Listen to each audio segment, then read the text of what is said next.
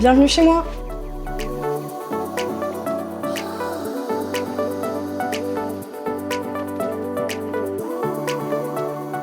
Je m'appelle Pauline, j'ai 27 ans, puis passionnée par les plantes de la famille des Aracées. Là, on a un philodendron Burle Marx variegata que j'aime particulièrement parce qu'il a des couleurs jaunes. Ça, c'est un autre philodendron. Je suis fan de ces tiges un peu poilues qui sont roses et quand les tiges deviennent vraiment matures, les poils de la tige deviennent verts. En 2018-2019, j'ai acheté une plante et ensuite j'en ai acheté une deuxième et une troisième et puis 10 et 20 et 40 et maintenant on est à 50. Au quotidien, les plantes m'apportent une forme de routine. Ça m'apporte aussi beaucoup de bien-être et ça m'apporte une forme de beauté dans ma décoration où je rentre chez moi et je suis contente. Enfin, ça m'apporte de la joie en fait, tout simplement.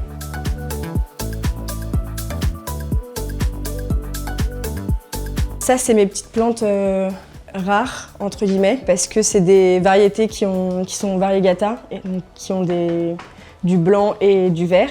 On a une autre Monstera Adansonii, qui elle, pour le coup, est très variegata, puisqu'elle ne fait que des feuilles jaunes ou blanches. Et derrière, on a des alocasias. Voilà, on a une alocasia ninja et une alocasia Dragon Scale Silver, qui a un effet un peu silver sur les feuilles.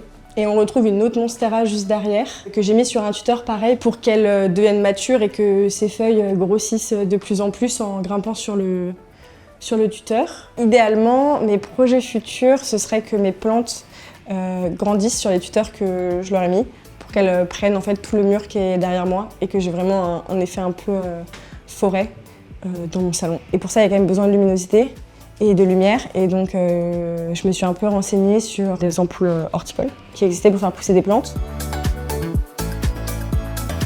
Je les entretiens exclusivement le dimanche. Pour les arroser, j'évite de les arroser directement dans leur pot. Je vais plutôt essayer de leur faire prendre des douches ou de les arroser au-dessus d'un lavabo pour que l'eau elle s'écoule bien et qu'elle ne stagne pas dans le pot. Une fois toutes les 2 semaines, j'essaye de nettoyer les feuilles avec de l'eau et du savon noir pour prévenir les nuisibles. Enfin, même si c'est quasiment impossible d'empêcher les nuisibles de venir, au moins ça permet de prévenir et de ralentir leur apparition. Et ensuite, je leur mets de l'engrais en aspergeant sur les feuilles de l'engrais, soit directement avec l'eau quand je les arrose. Là, on a une grosse alocasia aussi, c'est une alocasia cuprea, qui a un effet un peu violet et quand les feuilles elles viennent juste de sortir, elles sont brillantes et je trouve ça marrant. Ce qui est pas mal pour faire des boutures, ce que j'aime bien utiliser, c'est un médium qui s'appelle le Fluvum stratum. Et en fait, c'est des petites billes noires qu'on utilise normalement pour l'aquarium. Et en fait, quand on a des petites boutures ou des petites plantes, pour que les racines elles puissent bien s'établir et que la plante elle ait un bon système racinaire, c'est assez pratique. Et j'ai pas encore eu d'échec avec ce médium, donc je le recommande. C'est ma petite astuce secrète.